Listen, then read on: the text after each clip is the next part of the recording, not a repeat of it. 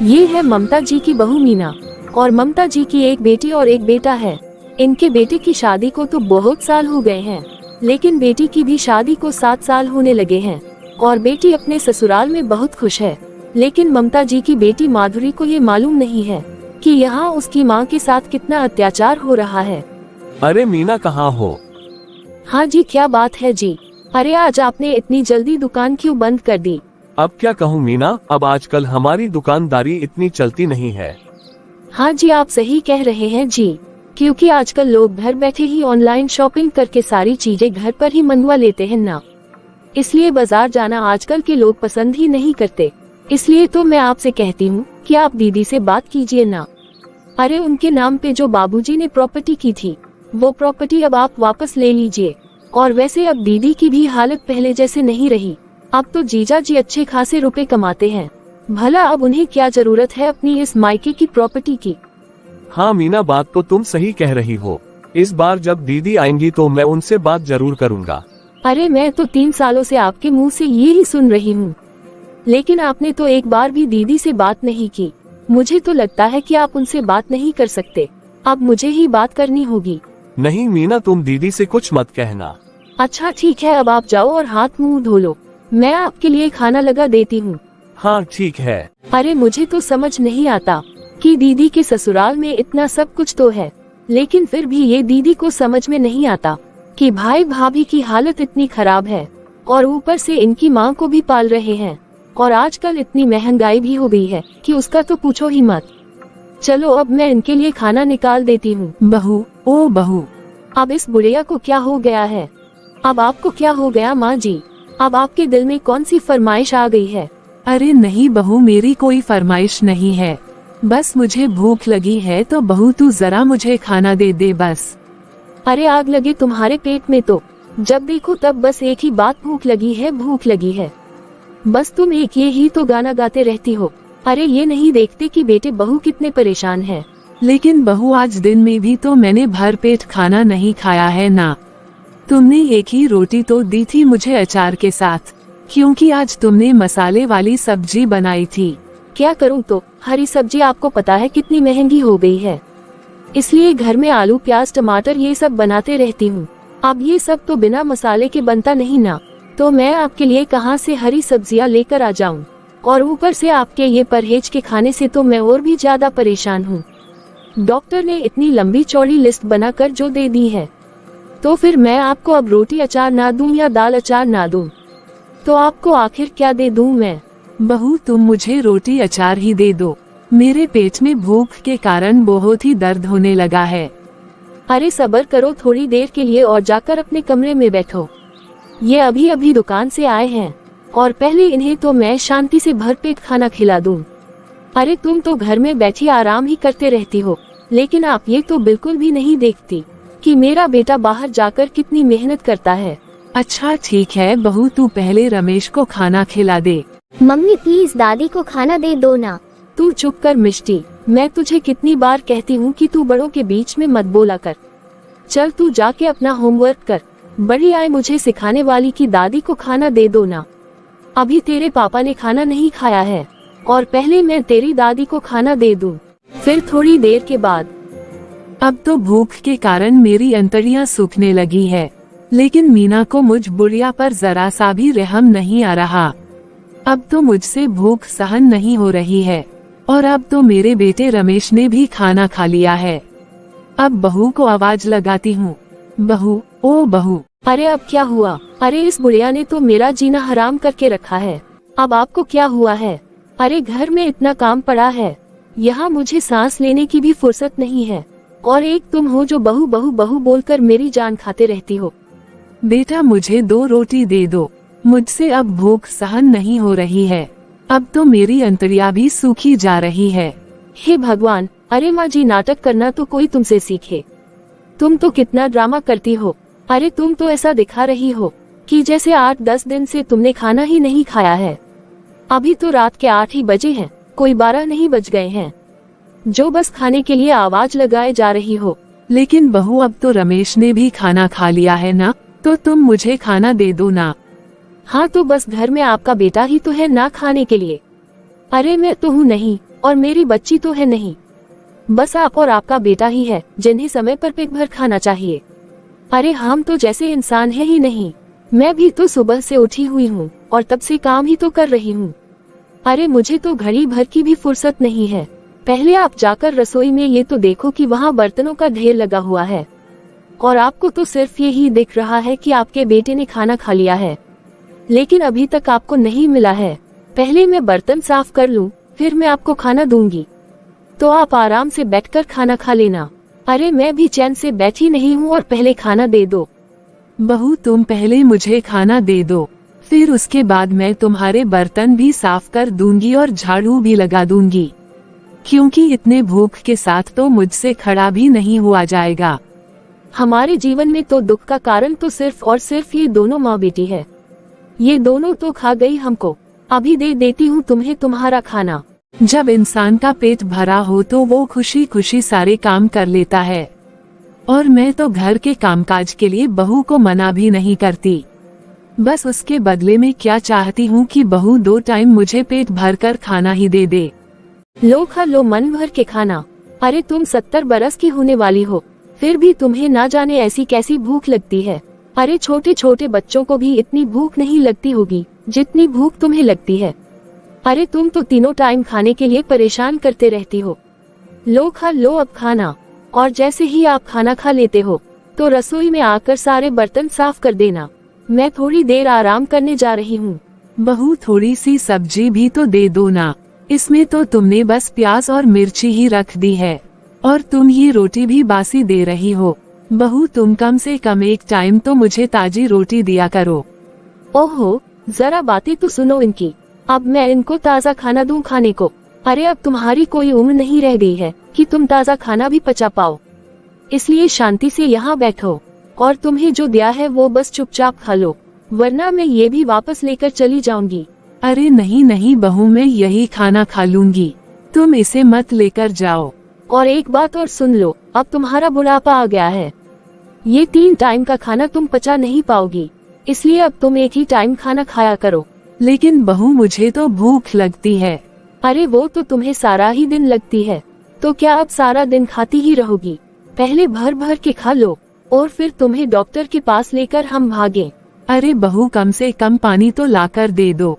पानी बाहर घड़े में रखा है मैंने, अगर खा लिया हो तो खुद ही जाकर ले लेना। अरे इनको खाना भी परोसो और पानी भी लाकर इनके हाथ में दो। अरे अभी इतने तो हाथ पैर चलते ही हैं कि जो खुद ही जाकर पानी ले ले। इस बुढ़िया ने तो हमारा जीना हराम करके रखा है। अरे अच्छे अच्छे को मौत आती है, पता नहीं इसे क्यों नहीं आती। अब तो ये भगवान ही जाने कि ये हम लोगों से और कितनी सेवा करवाएगी। अरे मीना बहू अभी अभी क्या बोल कर गई कि मुझे मौत नहीं आती? अरे मैं भी तो यही चाहती हूँ कि हे भगवान मुझे जल्दी से जल्दी मौत आ जाए। मैं ऐसा जीवन बिल्कुल भी नहीं जीना चाहती, और वैसे भी इतनी बेशर्मी भरा जीवन किसे जीना पसंद होगा। अरे मीना बहू मेरी सेवा ही क्या करती है, इससे मेरे कपड़े तक धोए नहीं जाते। बहू जब भी कपड़े धोने के लिए मशीन लगाती है तब अपने सारे कपड़े तो ये वॉशिंग मशीन में धोने को डाल देती है, लेकिन मेरे कपड़े अलग कर देती है। अरे मैं अपने कपड़े हाथ से खुद ही तो धोती हूँ और बर्तन भी मैं ही साफ करती हूँ, और कभी कभी झाड़ू पोछा भी तो मैं ही करती हूँ। और ये बहू उसके बाद भी कहती है कि मैं इससे और कितनी सेवा करवाऊंगी। अरे ये तो मेरा कोई भी काम नहीं करती है सिवाय मुझे खाना देने के, और ये तो मुझे ऐसा खाना देती है वो खाना तो जानवर भी नहीं खा सकता। अब इस पापी पेट का सवाल है, खाना तो पड़ेगा ही। ऐसा लग रहा है ये रोटी कल रात की नहीं जैसे परसों की होगी, इतनी कड़क हो गई है ये तो गले से नीचे ही नहीं उतर रही है, गले में फंस रही है। ये तो मैं खा भी नहीं पा रही हूँ। बेचारी ममता जी, जिसे 2 वक्त का खाना भी ढंग से नसीब नहीं होता, आज उसकी बहू मीना ने उसे खाना तो दिया है लेकिन रोटी 2 दिन पुरानी दी है, इसलिए वो रोटी इतनी कड़ी हो चुकी है कि उसे ममता जी खा ही नहीं पा रही है। और बेचारी एक निवाला जैसे अंदर करती है वैसे खास खास के उसे मुंह से बाहर कर देती है। अरे माँ ये कैसे खा रहे हो आप? अरे बच्चे भी ऐसे खाना नहीं खाते, और आपने तो खास खास के सारी रोटी पूरे कमरे में बिखरा दी है। अगर अभी मीना देखेगी तो चिल्ला चिल्ला के सारा घर सिर पर उठा लेगी। अरे माँ, क्यों घर में कलेश करवाती हो? अरे अब हमें शांति से जीने भी तो दो। मेरे सिर पर पहले ही कितना टेंशन हो रखी है। बेटा, ये रोटी तो बहुत कड़ी हो चुकी है, जो मेरे गले से नीचे नहीं उतर रही है, इसलिए खांसी से ये रोटी बाहर आ जाती है। बेटा, तुम मुझे बहू से एक ताजी रोटी लाकर दे दो ना। वाह माँ वाह, अब इस उम्र में भी तुम्हारी कलेश करवाने की आदत नहीं गई। अरे मेरे पीठ पीछे अपने बेटे से मेरी बुराई कर रही हो। अरे नहीं बहू, मैं कुछ नहीं बता रही हूँ। मैं तो बस ये बोल रही हूँ कि मुझे एक ताजी रोटी दे दो। ये रोटी बहुत कड़ी हो गई है, मेरी गर्दन से नीचे हूँ नहीं जा रही है। अरे मीना, तुम एक रोटी दे दो ना, जो मेरी थाली में छूटी है। अरे वो रोटी तो मैंने खुद खा ली, और अब भी रोटी बची कहाँ है? गिनती के 10 ही रोटियां तो बनाई थी मैंने। बहू, रोटी नहीं है तो थोड़े से चावल ही दे दो, मैं चावल खाकर ही अपना पेट भर लूंगी। क्या माँ जी, तुम्हें मालूम नहीं है क्या? आजकल मैंने रात को चावल बनाना छोड़ दिए हैं। लेकिन अब मैं क्या खाऊं? मुझे तो बहुत ही भूख लगी है। अरे आप ये रोटियां पानी में डुबा कर खा लो ना, अभी नरम हो जाएगी। चलिए जी, आप अंदर चलिए, मुझे आपसे थोड़ा हिसाब किताब करवाना है। पूरे टाइम तो ये बुढ़िया घर में कलेश ही करवाते रहती है। बेचारी ममता जी, बहू तो बहू, लेकिन आज बेटे से भी ऐसे वचन सुनकर वो बेहद दुखी होती है। लेकिन वो करे भी क्या, पापी पेट का जो सवाल है, इसलिए बेचारी रोटियों को पानी में डुबा कर खा लेती है। अब भूखे पेट नींद भी कहाँ आती है। लेकिन जैसे तैसे रात कट जाती है और सुबह फिर ममता जी को एक उम्मीद जागती है कि शायद आज उसकी बहू उसे कुछ अच्छा खाने को दे देगी। अरे नाश्ते की तो बड़ी ही अच्छी खुशबू आ रही है, लगता है आज मीना कुछ अच्छा बना रही है। रमेश बेटा, नाश्ते में मीना ने क्या बनाया है, जरा थोड़ा सा मुझे भी दे दो। क्या माँ, बेशर्मी की भी हद होती है। अरे तुम भी हद ही करती हो। अरे थोड़ी देर शांत क्यों नहीं बैठ सकती? जब खाना बन जाएगा तो वो खुद ही तुम्हें लाकर दे देगी ना। और तुम ये यहाँ मूढ़े पर क्यों बैठी हो? हाँ जी, वो मैंने ही कहा है जी, इन्हें मूढ़े पर बैठने के लिए। आपको तो पता है ना, ये कहीं ना कहीं से कपड़े गीले कर लेती है और कभी कपड़े गंदे कर लेती है। और फिर ये इतना महंगा सोफा है और ये ऐसे ही गीले और गंदे कपड़ों के साथ सोफे में बैठेगी तो क्या सोफा गंदा नहीं होगा? हाँ, तुम्हारा भी कहना ठीक है। वैसे भी अभी कुछ महीने पहले ही तो हमने सोफा बदला है। और मान जी, तुम्हें यहाँ आकर बैठने की क्या जरूरत है? तुम अपने कमरे में जाकर बैठो ना। अरे जब खाना बन जाएगा तो मैं खुद ही तुम्हें लाकर दे दूंगी ना। और वैसे भी मैं तला हुआ खाना ही बना रही हूँ। मैं आज मंगोली तल रही हूँ और तुम तो खा नहीं पाओगी। डॉक्टर ने तुम्हें तला हुआ खाना खाने से मना जो किया है। तो फिर मैं क्या खाऊंगी बहू? रात को भी मैंने अच्छे से नहीं खाया है, मुझे भूख लगने लगी है। अरे मैंने तुम्हें अभी चाय दी तो थी ना, क्या तुम दोपहर तक चाय में नहीं रह सकती? अरे तुम दोनों हटो। यदि मैं तुम दोनों की बातों में रहा तो मैं सही समय पर दुकान भी नहीं खोल पाऊंगा। मैं दुकान पर जा रहा हूँ। अरे मिल गई ना तुम्हारे कलेजे को ठंडक। अरे तुम तो चाहती हो कि तुम्हारे बेटे का दिमाग खराब रहे और उसका अच्छे से धंधा पानी ना हो। तुम ये क्या बोल रही हो बहू? भला मैं अपने ही बेटे के लिए ऐसा क्यों सोचूंगी? हाँ, मैं अच्छे से जानती हूँ कि तुम अपने बेटे का कितना भला सोचती हो। आप अगर अपने बेटे का जरा भी भला सोचती होती ना, तो आप अपनी बेटी से कहकर वो मार्केट वाली प्रॉपर्टी अपने बेटे के नाम करवा दी होती। अरे तुम ये क्या बोल रही हो मीना बहू? भला मैं माधुरी से कैसे कह सकती हूँ कि वो अपनी प्रॉपर्टी अपने भाई के नाम कर दे, क्योंकि वो प्रॉपर्टी तो उसके बाबूजी ने उसके नाम की है। और ऐसा तो नहीं है कि रमेश के बाबूजी ने सिर्फ प्रॉपर्टी माधुरी के नाम ही की होगी। अरे रमेश के नाम पर तो माधुरी से 4 गुना ज्यादा प्रॉपर्टी है ना। अरे बुढ़िया, तू अपने बेटे को बेवकूफ बना सकती है, लेकिन मुझे नहीं। मुझे अच्छे से मालूम है बाबूजी ने जो प्रॉपर्टी माधुरी दीदी के नाम पर की है ना, वो प्रॉपर्टी का रेट इनकी प्रॉपर्टी से 10 गुना ज्यादा है। इसलिए तो मेरा मन तुम माँ बेटी के लिए पिघलता नहीं है। अरे तुमने तो अपने ही बेटे को अच्छा बेवकूफ बनाया है। बहू, इसमें भला मेरा क्या कसूर है? वो तो तुम्हारे ससुर की मर्जी थी ना। लेकिन बहू, अभी तो मुझे खाने के लिए कुछ दे दो। अपना मुंह बंद करो और जाके अपने कमरे में बैठो। जब खाने को कुछ बन जाएगा तो मैं तुम्हें दे जाऊंगी। लेकिन बहू, मुझे बहुत जोर की भूख लगी है। अच्छा, भूख लगी है तो रुको, मैं अभी देती हूँ मैं तुम्हें खाना। ये क्या बहू, तुमने मुझे क्यों मारा? अरे बाप रे, कितना दर्द हो रहा है। देखो ना, यहाँ से कितना सूज गया है। देखा ना, फिर भी तो तुम नहीं मरी। अरे बहुत ही बेशर्म जान है तुम्हारी। बहू, बहुत ही दर्द हो रहा है। अगर इतना ही दर्द हो रहा है तो जाके अपने कमरे में मरो। यहाँ हमें अपना दर्द मत सुनाओ। बेचारी ममता जी अपनी बहू और बेटे से क्या चाहती थी? वो तो सिर्फ 2 वक्त का खाना ही चाहती थी। आज ममता जी की बहू ने तो हद ही कर दी थी। आज उसने ममता जी को खाना तो नहीं दिया, लेकिन हाँ उन्हें अच्छी खासी चोट जरूर दे दी। ममता जी को दर्द में देखकर भी उनकी बहू मीना का दिल नहीं पिघलता, लेकिन मीना की बेटी मिष्टी आ जाती है और अपने दादी को दर्द में देखकर वो घबरा जाती है। दादी दादी, आपको क्या हो गया? दादी, आपका हाथ तो बहुत ही सूज गया है। क्या हुआ दादी, आपको ये चोट कैसे लगी? कुछ नहीं बेटा, बस मैं थोड़ा गिर गई थी। दादी, मुझे लगता है कि आप गिरे नहीं हो, जरूर आपको मम्मी ने मारा है।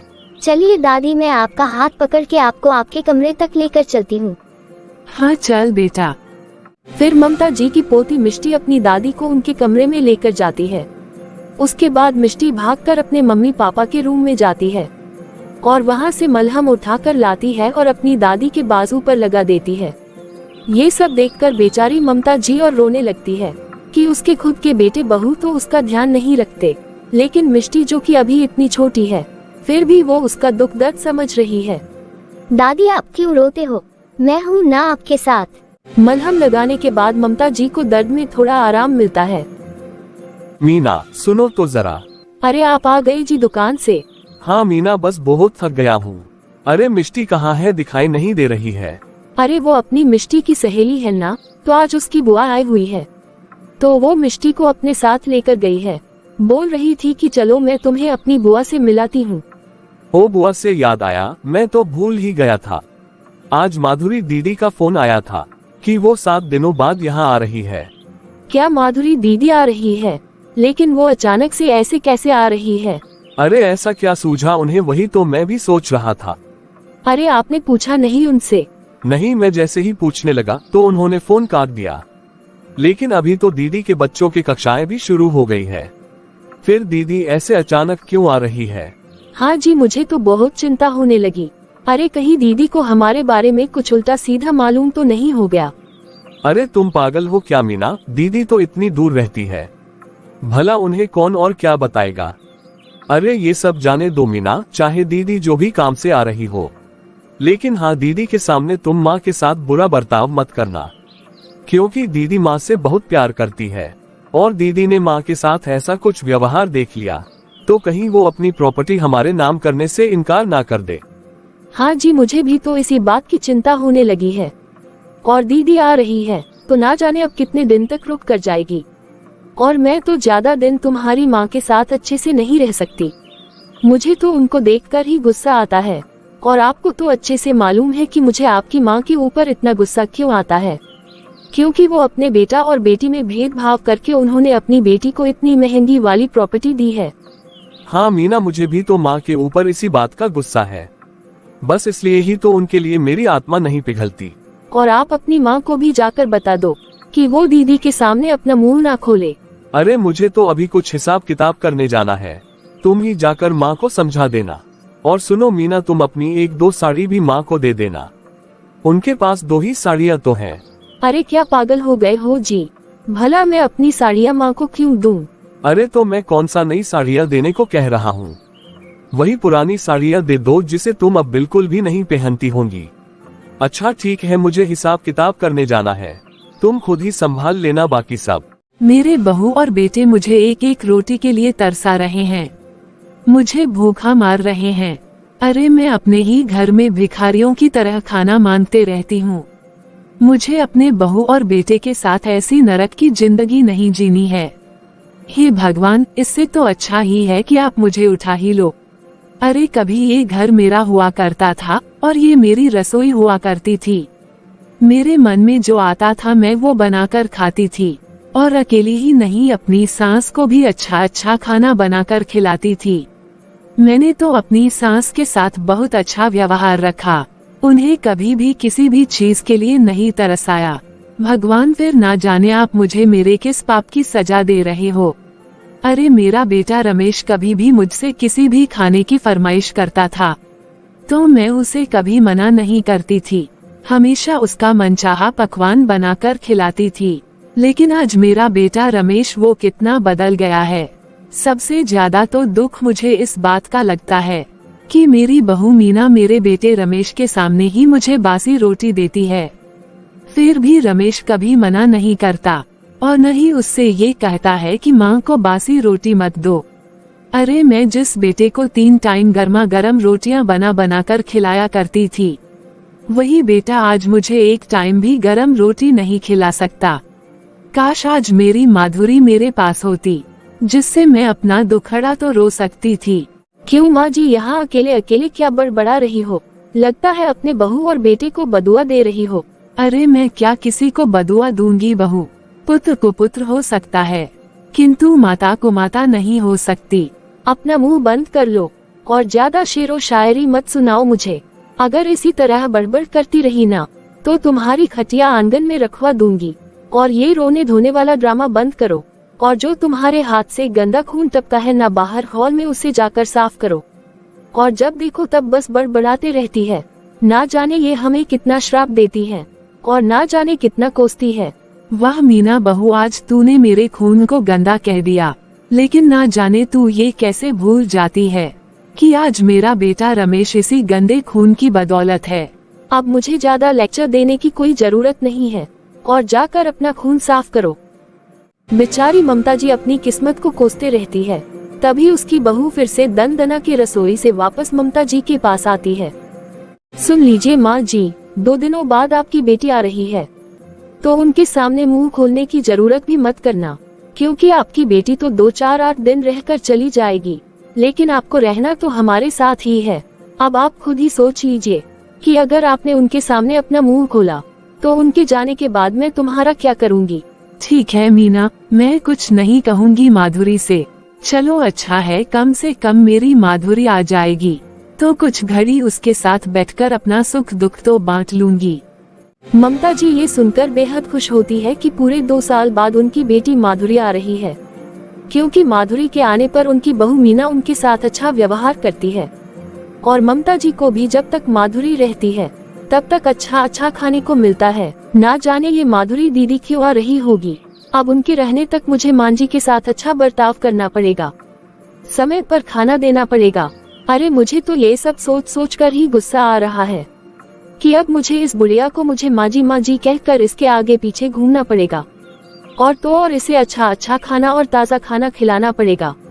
फिर अगले दिन मिष्टी, बुआ जी बहुत अच्छा किया बुआ जी जो आप आ गए, क्योंकि मेरी जो सहेली है ना उसकी भी बुआ जी आए हैं और वो मुझे उनसे मिलवाने भी लेकर गई थी। अब मैं भी उसे बताऊंगी कि मेरी बुआ भी आ गई है। चलिए ना बुआ, मैं आपको दादी से मिलाती हूँ। दादी आपको बहुत याद करती है।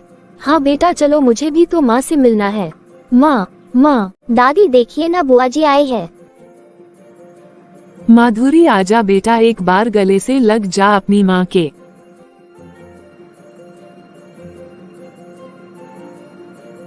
कैसी है बेटा, मुझे तेरी बहुत याद आती थी। अरे तू इतने दिनों बाद आई है। और ये क्या माँ, आपको तो खुश होना चाहिए कि आपकी माधुरी आई है, लेकिन आप रो रहे हो। मैं रो नहीं रही हूँ बेटा, बल्कि ये तो मेरी खुशी के आंसू है। मैं इतने दिनों बाद जो तुझे देख रही हूँ। लेकिन माँ आपने अपनी ये कैसी हालत बना ली है? क्या आप ढंग से खाते पीते नहीं हो क्या? और माँ अभी तो इतनी गर्मी हो रखी है और आप यहाँ बंद कमरे में क्यों बैठे हुए हो? आपको तो बाहर चल के हवा में बैठना चाहिए। अरे बाप रे, दीदी आ गई है। अगर इस बुढ़िया ने कुछ कह दिया तो हमारी तो सारी पोल पट्टी ही खुल जाएगी। हाँ अच्छा हुआ दीदी जो आप आ गए। अरे दीदी अब आप ही समझाए ना माँ जी को, ये तो हमारी सुनती ही नहीं है। मैं कितनी बार कहती हूँ इन्हें कि माँ जी आप अपने कमरे से बाहर आकर एसी के सामने लेटा कीजिए ना, लेकिन नहीं, माँ जी तो कहती है कि नहीं मुझे तो अपने कमरे में ही लेटना है। और दीदी माँ जी तो खाने पीने में भी बहुत नखरे करती हैं। मुझे ये नहीं खाना, मुझे वो नहीं खाना। अरे बड़ी मुश्किल से दांत दपट कर इन्हें दूध रोटी खिलाती हूँ मैं। हाँ माँ, आप क्यों इतना परेशान करते हो भाभी को? भाभी जो भी देती है आपको खुशी खुशी खा लेना चाहिए ना। वो तो आपकी सेहत के हिसाब से ही आपको खाना देगी ना। लेकिन ये क्या दीदी, अब तो 7 दिन बाद आने वाली थी ना। कम से कम मुझे एक फोन तो कर दिया होता, ताकि मैं आपकी पसंद की पकवान बना कर रखती। अरे नहीं भाभी, मुझे भी कहाँ मालूम था कि आज मैं यहाँ आ सकती हूँ। मेरा ट्रेन का रिजर्वेशन तो 7 दिन बाद का था, लेकिन वो हमारे किराएदार हैं ना, उनका जो गांव है वो ये इसी शहर के आसपास है, तो वो लोग अपने गांव आ रहे थे, तो उन्होंने मुझसे भी चलने के लिए पूछ लिया, तो मैं उन्हीं लोगों के साथ ही आ गई। चलो अच्छा ही हुआ जो आप आ गए। चलो ना दीदी, आप बाहर आकर एसी के सामने बैठ जाओ, यहाँ इतनी गर्मी हो रखी है ना। और दीदी अब आप ही मांझी को समझाए और डांट कर उन्हें भी बाहर ले आइए, ताकि मांझी भी एसी और पंखे के सामने बैठ सके। दीदी ये मांझी ना बहुत ही जिद्दी हो गई है, हर बात में जिद करती है। अगर इन्हें कुछ नहीं खाना है तो नहीं खाना है, और अगर उन्हें बाहर नहीं चलना है तो नहीं चलना है। माँ जी तो हमारी सुनती ही नहीं है। चलिए माँ जी, आपका ये सब नाटक अब दीदी के सामने नहीं चलेगा। अगर आप यही गर्मी में बैठे रहे और आपकी तबीयत खराब हो गई तो चलिए चलिए जल्दी से बाहर चलिए। ठीक है भाभी, आप चलिए, मैं माँ को बाहर लेकर आती हूँ। माँ आप क्यों इतनी जिद करती हो? अरे माँ, भाभी भैया कितने अच्छे हैं, और भाभी वो तो आपका कितना ख्याल रखती है। आपको तो उनके सामने बिल्कुल भी जिद नहीं करनी चाहिए। हाँ बेटा, तेरी भाभी की बात मानकर तो यहाँ लेटी हूँ मैं। माँ जी आप जल्दी बाहर आ चलिए ना, मैं आपको कितने बार समझाती हूँ कि तबीयत खराब हो जाएगी। अब माँ जी आप खुद ही सोचिए कि अगर आपकी तबीयत खराब हो गई, तब भी तो आपके बहू बेटे को ही आपकी सेवा करनी पड़ेगी ना। आप हमारी बात मानते क्यों नहीं? चलो बेटा, आ रही हूँ मैं। दीदी पहले जाकर आप फ्रेश हो जाए, जब तक मैं माँ जी को कमरे से बाहर लेकर जाती हूँ। हाँ भाभी, मैं भी सफर में बहुत थक गई हूँ, अभी जाकर फ्रेश हो जाती हूँ। मेरी बात अच्छे से सुन लीजिए माँ जी, यदि आपने गलती से भी अपना मुंह खोला और अगर आपने अपनी बेटी से आपने कुछ भी कहा, तो फिर याद रखना कि बाद में बेटी तो आपकी चली जाएगी और फिर आपको अपनी बहू का ही सामना करना पड़ेगा। मेरी बात आए ना समझ में आपको? हाँ ठीक है बहू, मैं कुछ नहीं कहूँगी।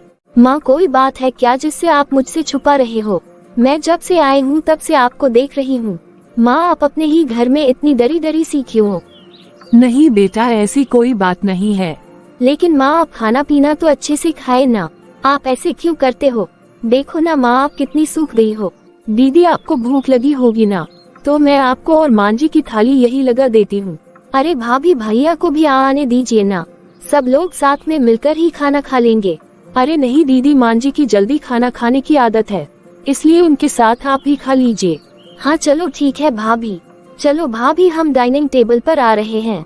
हाँ ठीक है दीदी। माँ सच में भाभी कितनी अच्छी है और आपका कितना ख्याल रखती है। हाँ बेटा, तेरी भाभी मेरा ख्याल तो बहुत ही रखती है। मैं क्या खा रही हूँ और क्या नहीं खा रही हूँ। लीजिए दीदी, माँ जी के साथ आप भी खाना खा लीजिए। लेकिन भाभी माँ की थाली अलग और मेरी अलग क्यों है? वो क्या है ना दीदी कि माँ जी ना चावल नहीं खा पाती, चावल उनको पचते ही नहीं है ना, तो इसलिए मैं थोड़ी ज्यादा घी लगाकर उनकी रोटी अलग से सेक देती हूँ। सच में भाभी, मेरी माँ तो बहुत ही भाग्यशाली है जो उन्हें तुम्हारे जैसी बहू मिली है। अरे क्या दीदी, ये तो हमारा फर्ज है। अरे दीदी खाए ना, आप लोग खाना खाए। ठीक है भाभी, चलो अब खाओ ना माँ। इतने दिनों बाद अपने सामने भरी सजी थाली देखकर ममता जी की तो जैसे खुशी का ठिकाना ही नहीं रहता। वो एक पल में ही अपने सारे दुख दर्द भूल जाती है। जब उसे इस तरह खाने की पूरी भरी सजी थाली मिलती है तो वो जल्दी जल्दी बच्चों की तरह खाना खाने लगती है। ये सब देखकर माधुरी थोड़ी आश्चर्यचकित होती है कि उसकी माँ इस तरीके से खाना क्यों खा रही है। अरे माँ, आराम से खाना खाए ना, आप इतनी जल्दी जल्दी क्यों खा रहे हो? खाना बहुत स्वादिष्ट बना है बेटा, बस इसलिए ही जल्दी जल्दी खा रही हूँ। सुन रहे हो जी, अब आप बिना वक्त गवाए आप दीदी से इस बार प्रॉपर्टी के बारे में बात कर ही लीजिए, क्योंकि मैंने दीदी का दिल तो जीत ही लिया है। अब मुझे नहीं लगता कि दीदी अब हमें मना कर सकेंगी। हाँ, बात तो तुम सही कह रही हो। अच्छा ठीक है, मैं बात करता हूँ। अच्छा ये बताओ, दीदी और माँ ने खाना खा लिया? हाँ जी, अच्छे से खा लिया है। तो चलो फिर चलते हैं। सच बताओ ना माँ, कहीं आप मुझसे कुछ छुपा तो नहीं रहे हो? पता नहीं मम्मी, इस बार जब मैं यहाँ मायके में आई हूँ मुझे बड़ा ही अटपटा सा लग रहा है। दीदी आपके भैया आए हैं आपसे मिलने। अच्छा भैया आ गए दुकान से? हाँ दीदी जी, बाद अभी अभी आया ही हूँ। आप बताओ, आप कैसी हैं? मैं तो अच्छी हूँ भैया।